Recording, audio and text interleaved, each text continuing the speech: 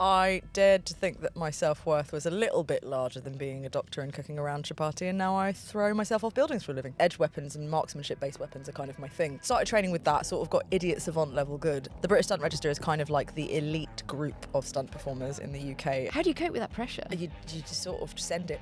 Right. You just like... You've got no choice, have you, really? So I can send it. Like, that's the only choice you've got, really, at that time. Injury, all that kind of stuff is like just sort of part and parcel of the job. You can't crush the creative side, can you? I'm a 30-year-old woman. This seems really bizarre to learn to chuck myself around to like a hyper-athletic standard, but here we are 4 years later. Hello, welcome back to the She Who Dares Wins podcast, and my guest with ice cream today is Ayesha. All right, you do deserve a massive introduction, but I'm going to just lead in with She Who Dares Wins. Can you tell me when you've dared and won? I dared to think that my self-worth was a little bit larger than being a doctor and cooking around chapati, and now I throw myself off buildings for a living. So I won. You did. Now, tell me about your career, because you have an amazing... I say CV, that's the wrong word, isn't it? But how did you... Let's go into how did you get into being a stunt performer?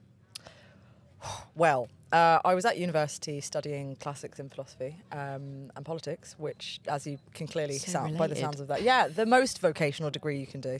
And I, during that time, was sort of messing about with creative endeavours and bits of doing makeup and like kind of being really into the creative world. And I met one of my best friends now, who was one of the Playboy girls at the time, the European Playmates, and accidentally got scouted to do that alongside her.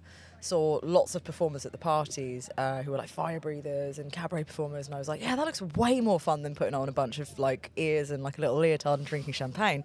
That's what I'm going to do. So I did that, and then got really into weapons, like saw again like sort of Western arts performers, and was like, that's what I want to do. So in true ADHD fashion, just sort of went from one hyperfixation to the next. I hear you go. Yeah. And then I got really into, like I said, weapons, edge weapons and marksmanship-based weapons are kind of my thing. So like precision bullwhip and knife throwing was kind of my main things on stage, as well as gunslinging. And then I did a bit of a heritage dive, realised the Indian tribe from a part of my heritage is Rajput, which are like a very prolific warrior clan, and their whole thing was swords. So I was like, shit, like this is something that I should learn. Probably also should have asked if I'm allowed to swear. Am I allowed to swear? You can, yes, totally. Excellent. Yeah. Excellent. So started training with that, sort of got idiot savant level good, and then got scouted for a action acting role on a TV show, and the stunt coordinator on that basically convinced me to start training for the Stunt Register, which is the British Stunt Register is kind of like the elite group of stunt performers in the UK, and it's revered all over the world as well as an industry standard because it's the hardest register to get on. You've got to qualify in 6 different disciplines that are all like really high level, really all-consuming difficult things. So I started training for that and sort of just was simultaneously laughing at myself, being like, I'm a 30-year-old woman. This seems really bizarre to learn to chuck myself around to like a hyper-athletic standard. But here we are 4 years later. So And it's such a small amount of time. I've got to go back to, though, like, you did politics. yeah. Like, I've got to delve into the whole parent, like, you go to uni, they're like, she's going on this career path. Yeah. And then the Playboy Bunny, did that last long? Was that? Oh, no. I did it for about 3 months before I was utterly tired of it. It was really boring. I didn't even get to get my fanny out, really, which is just a disappointment reretrospectively. Like, I was going to say, what an idiotic thing. Like, give us an insight into because you naturally assume Hugh Hefner's no longer around, is he? So, no. So sleeping your way in, or that's not a thing anymore. No. It honestly, it's just. I feel like it's a good time to be a Playboy. I think so. I think it's probably a politically correct time to be a Playboy bunny and avoid, the fiddling. So. It was great. It was fun. Don't get me wrong. Like, especially as like somebody that had never been in front of a camera before, because loads of my other fellow bunnies, which is such a weird sentence, isn't it? Bloody hell, I'm an adult. What the fuck? My fellow bunnies were like models that had been like modelling for ages, and this was like their kind of like peak of career. And I'd sort of just swanned in as this like random 19-year-old at uni doing a random thing and didn't know how to behave in front of a camera particularly, but picked it up, thankfully.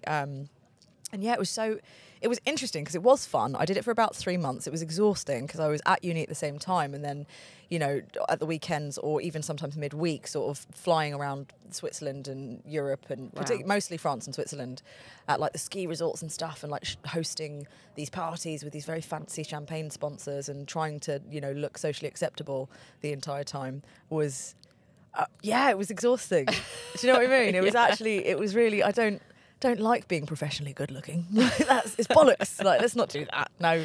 No, you went for something way more badass, like singing that, and then there is no other career that is as badass as being in stunts. Thank you.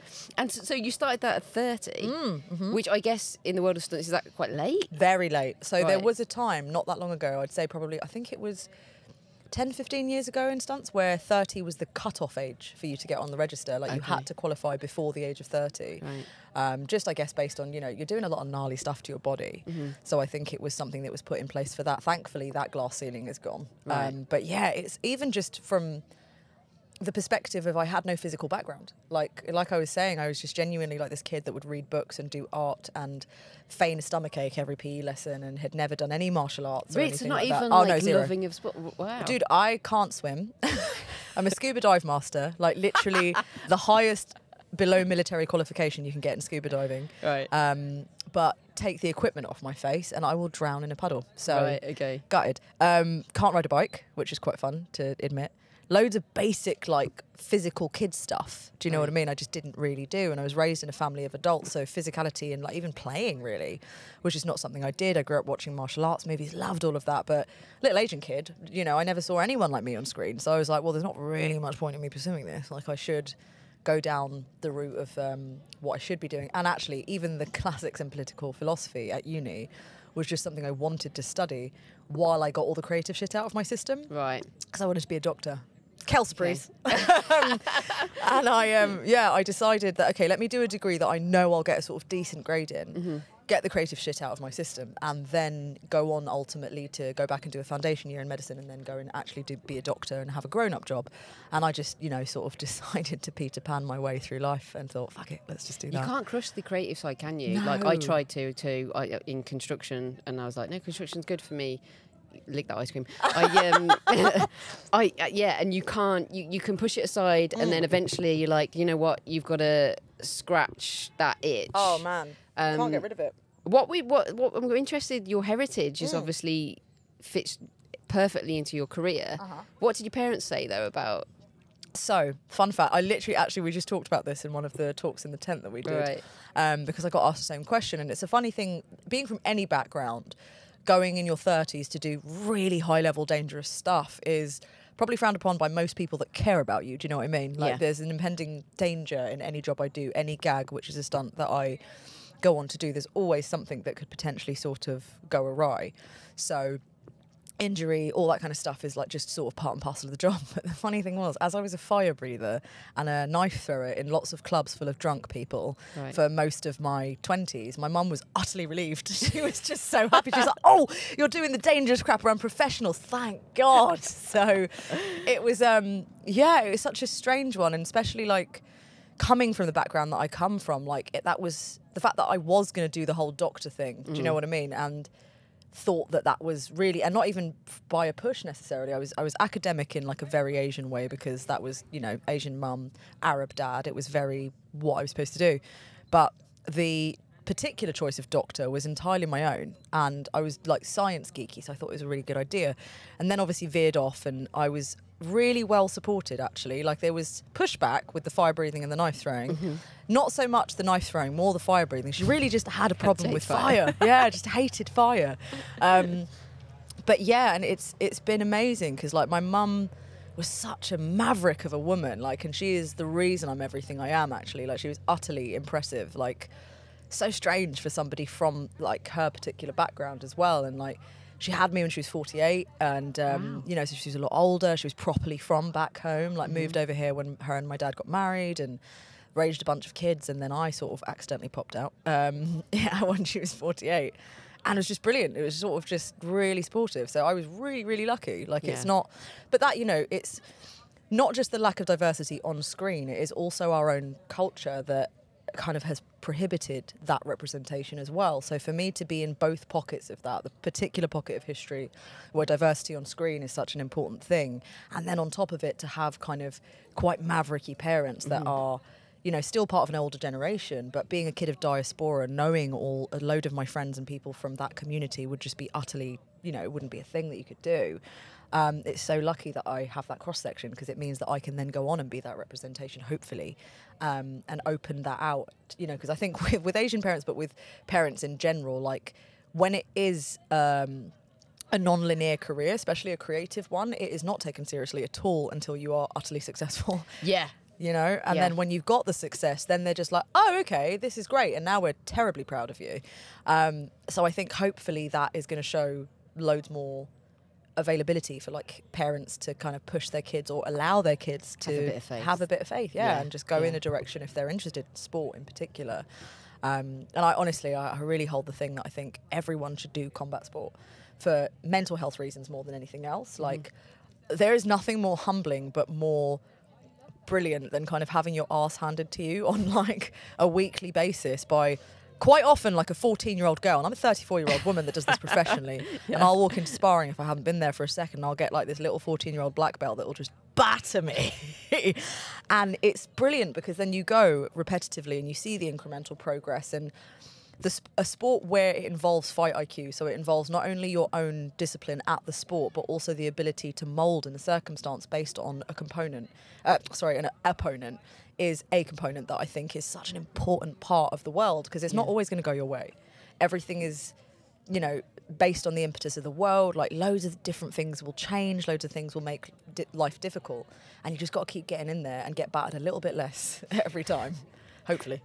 And the diversity side of things, like, you know, you're in a career that there aren't that many women doing it at high level. Yeah. And then secondly, you know, being like coming from the background that you come from, there's a lot of responsibility. Oh man. Like, how do you take that? Or you literally, from my perspective, you are just powerhousing forward because you know that there needs to be other women and girls that see you on screen. And now you're making the transition now onto, you're playing acting and character. Yeah.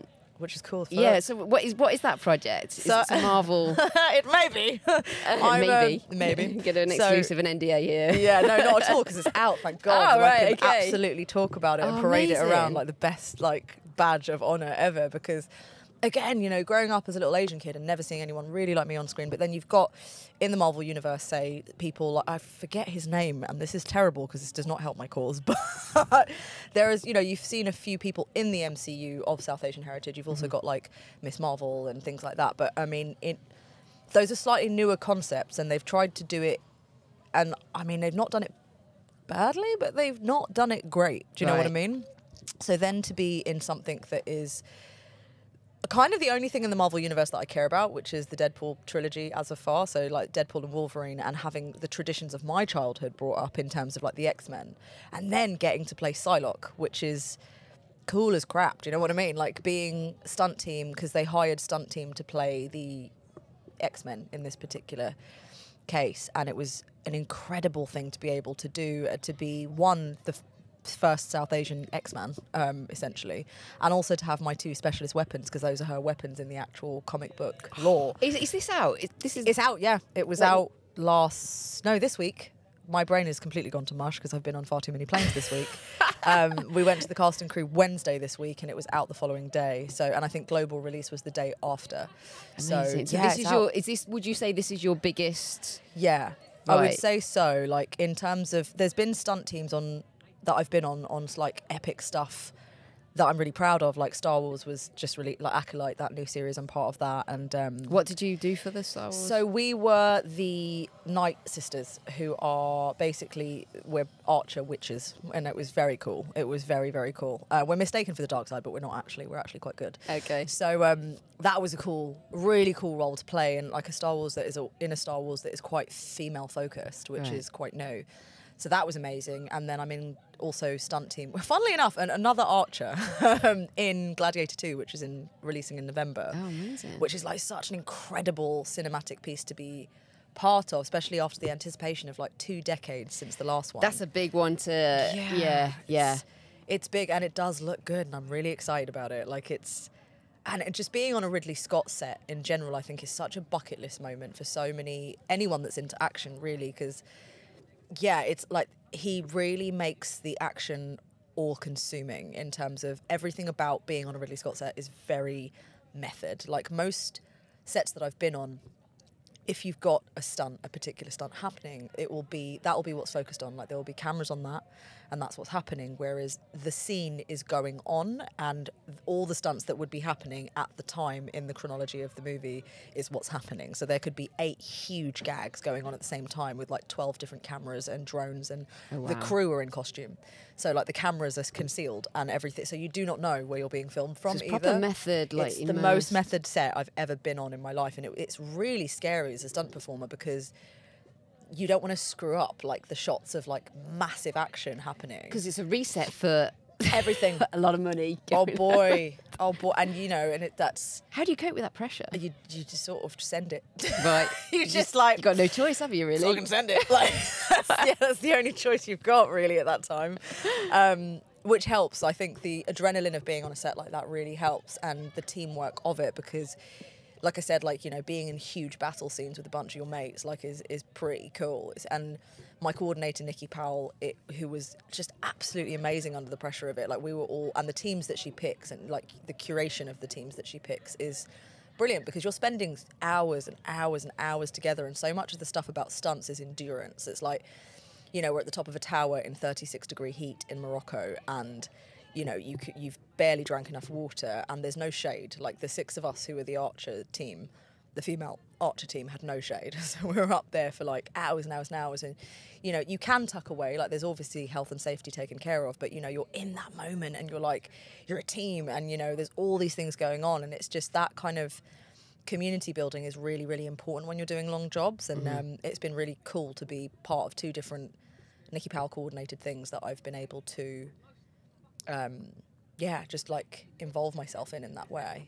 I was going to ask you about that with the women that you come across in the industry, whether it be stunt actors behind the scenes. Is it a community that embraces women and wants to see more women, or is it a little bit?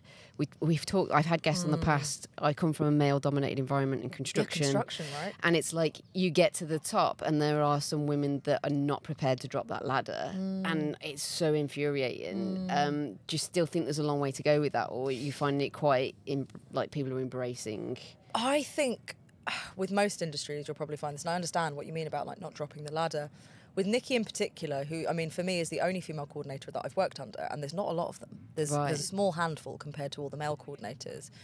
And with her, I was really well looked after. Like, I always have been. Like, one of my first major jobs actually was under her, and it was terrifying. I was so green, I was so new, and it was a huge action series, and the pressure was enormous. And for someone that had, just started training properly, to be put under the pressure of being like the lead stunt double on a big action series, an Amazon huge action series, and it was like peak COVID time as well. So like the stunt team had to be so small. Usually on a longer job, anything like you'll get between your core team of stunt performers that are there every day, that will do the prep and the setup for all the fights and everything. It's really a minimum of like 15 to 30 people. Wow. And we had 3. So it was me, the other lead double, and our fight choreographer. And Nikki took so much care to come and help whenever she could, and that's been really interesting to watch. But the pressure on her has been immense. So for me, watching that as a million rungs down the ladder, watching, like, looking up at her and being like, wow, like, this is really intense. And they almost have to be harsher than men because we're not taken seriously in action, you know what I mean? So, it's almost have to be a bit more ruthless or be a bit more like this. And a lot of people can look at that harsh exterior with somebody like Nikki or other female coordinators and be in a position where that's mistaken for callous, and it's absolutely not. Got you. It's just the pressure. It's the pressure. Right. And, almost like a need to behave in a more masculine way in some ways. I found it myself. I've done it, yeah. I bet, right? Mm-hmm, like, yeah. I'm soft as shit. Like, I'm very feminine in terms of, like, that, whatever that means. Do you know what I mean? But, like, I present as very feminine. I'm not you know, particularly, like, my masculine traits are just inherent. They're not performative. Yeah. So to be put in an environment where I've had to double down on that sometimes and almost be one of the lads is, like, quite exhausting.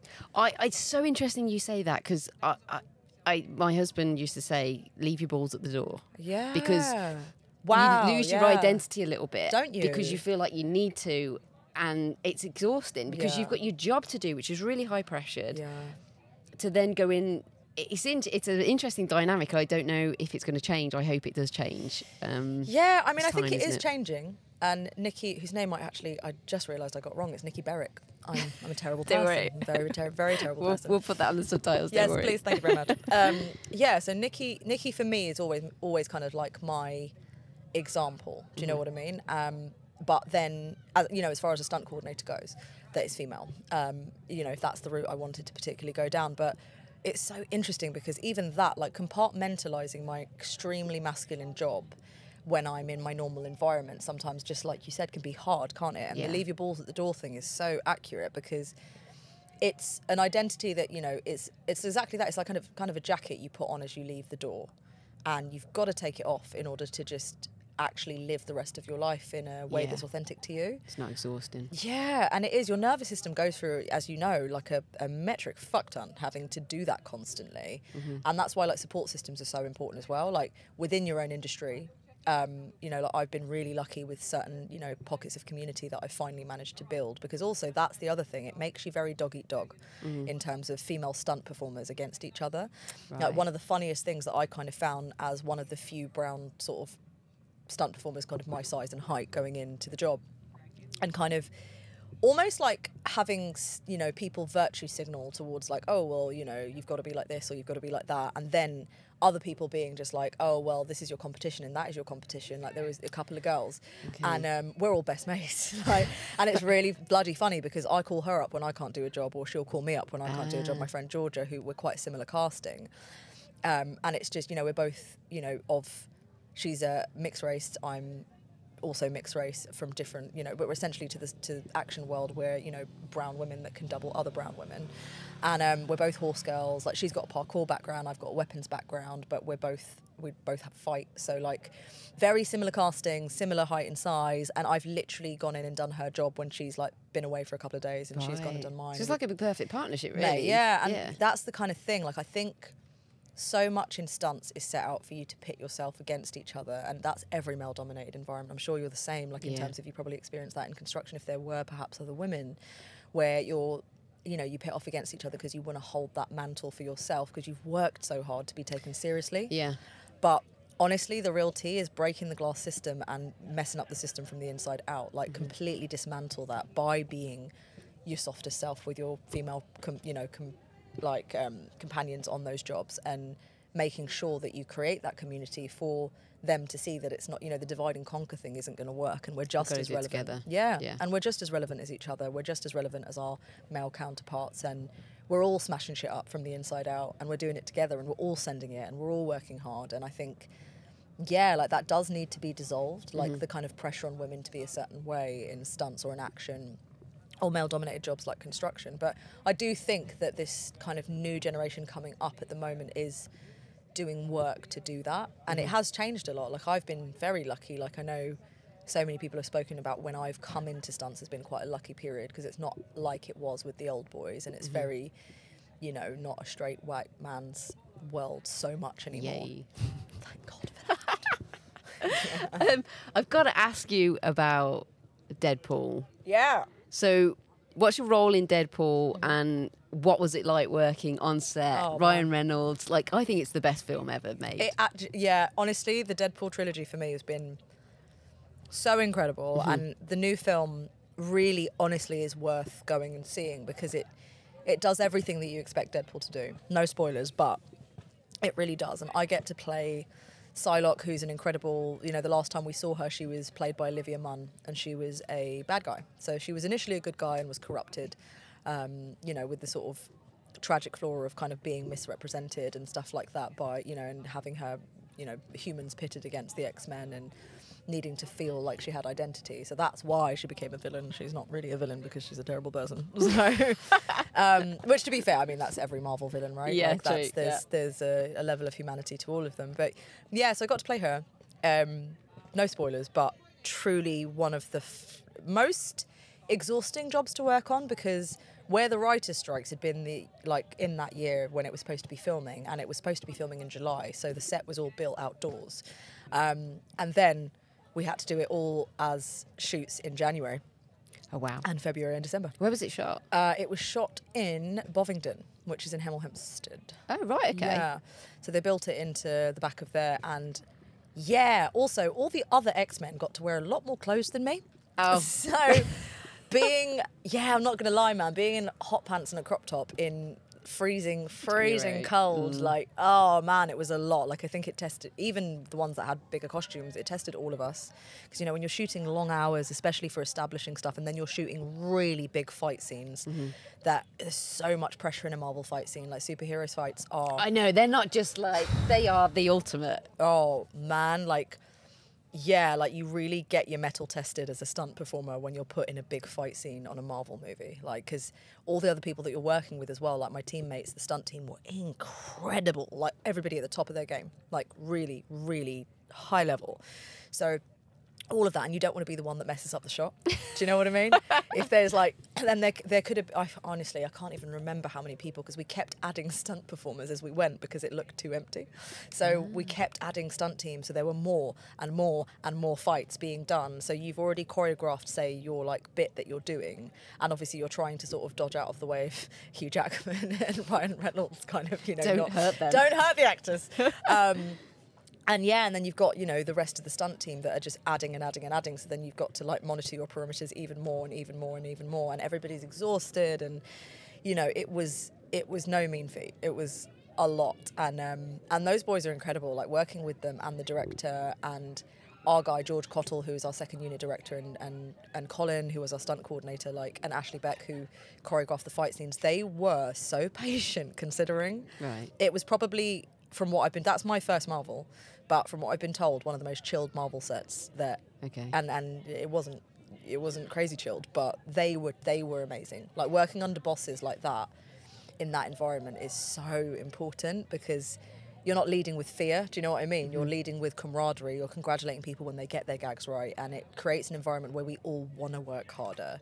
And then, yeah, like Ryan Reynolds and Hugh Jackman were hilarious. And I know, what a dream colleague to have. Trying to keep a straight face when you're on set and the camera's on you while they're doing lines is one of the hardest things.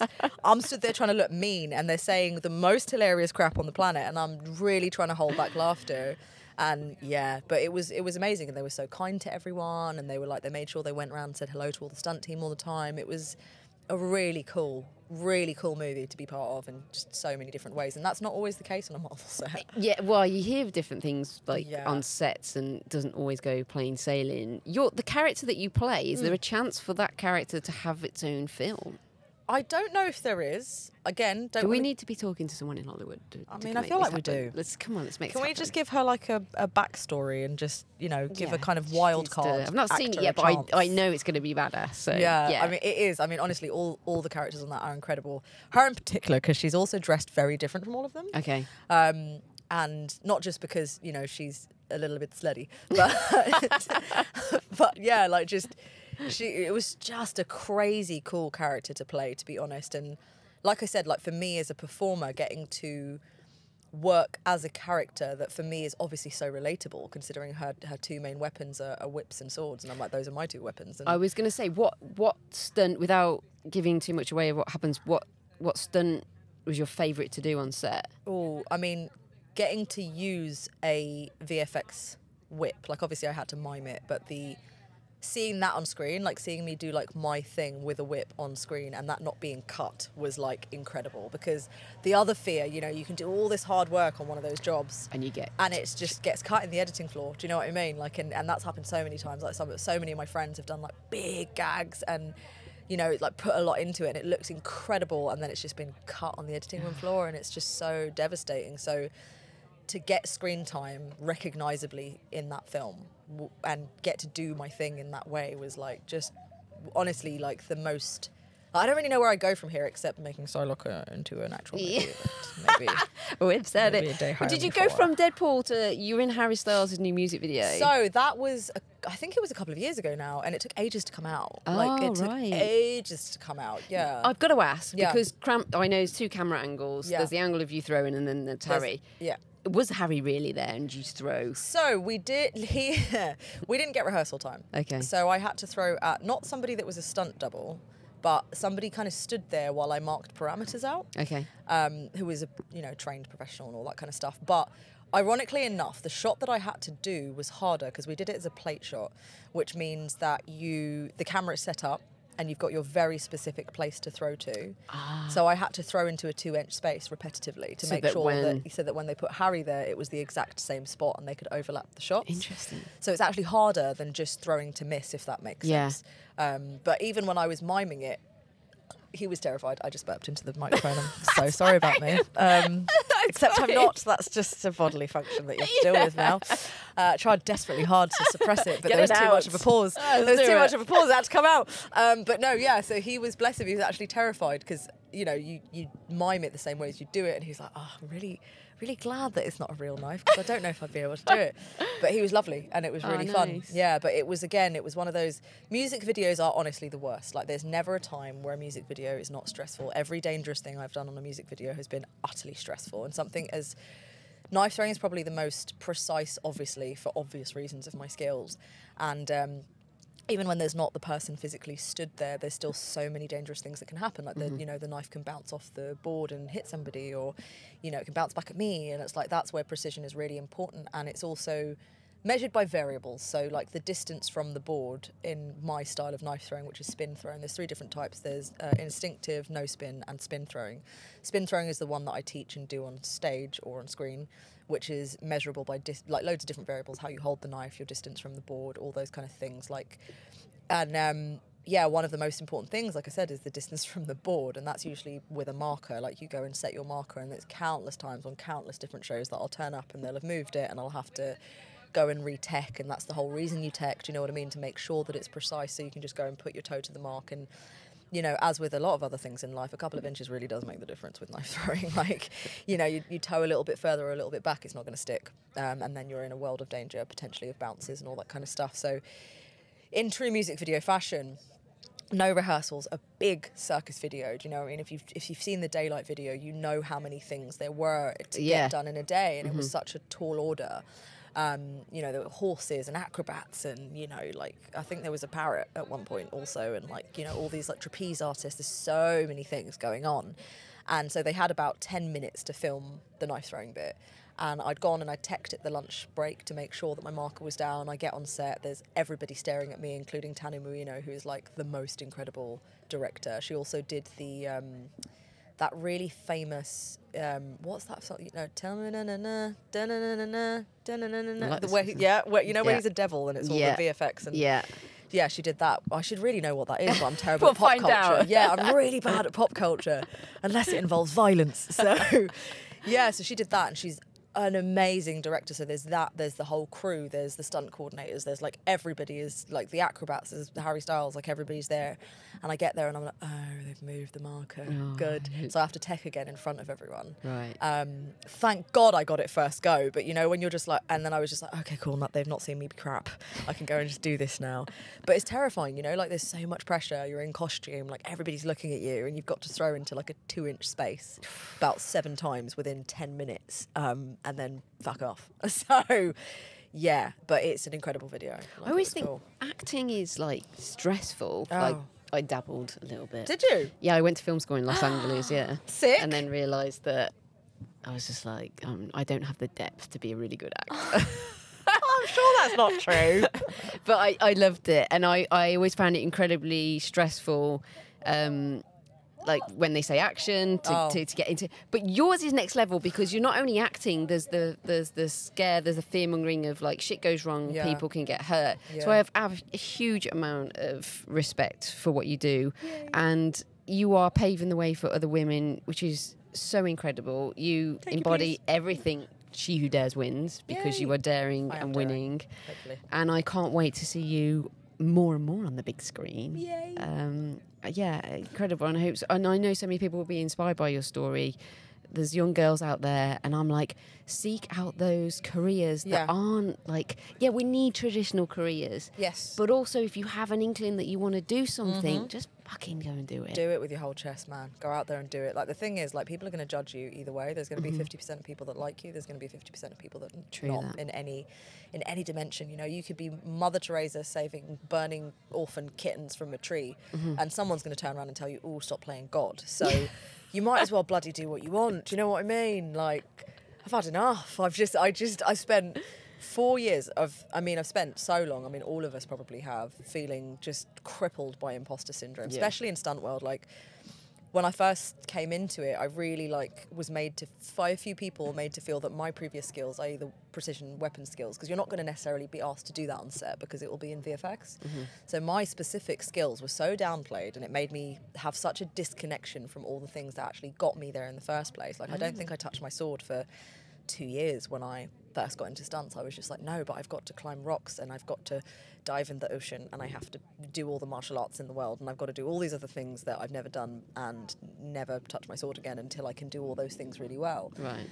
And then honestly, like, last year I sort of got to a point of just being my nervous system was so exhausted of being apologetic for myself. I was like, fuck it, I'm here.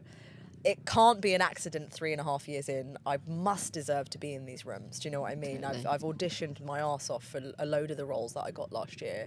You know, like Gladiator and Deadpool were my first 2 open auditions, and I got both roles. And I'm like, bruh, like, you got at a point, you've got to be like, this is not a mistake. Because every room I walked into, I was like, does everybody see me? Does everybody know I'm here? And like, what am I getting away with? Like, how am I still here? And every day would be like that. It would be just utterly embarrassed almost to be there. I'm like, I'm so sorry I'm here. Like, it would be every single day we just internally and externally just being so apologetic. And last year I was like, you know what? There are going to be people that like you. There are going to be people that don't. You have no control over that. So do everything with your whole chest, and people will fall where they may.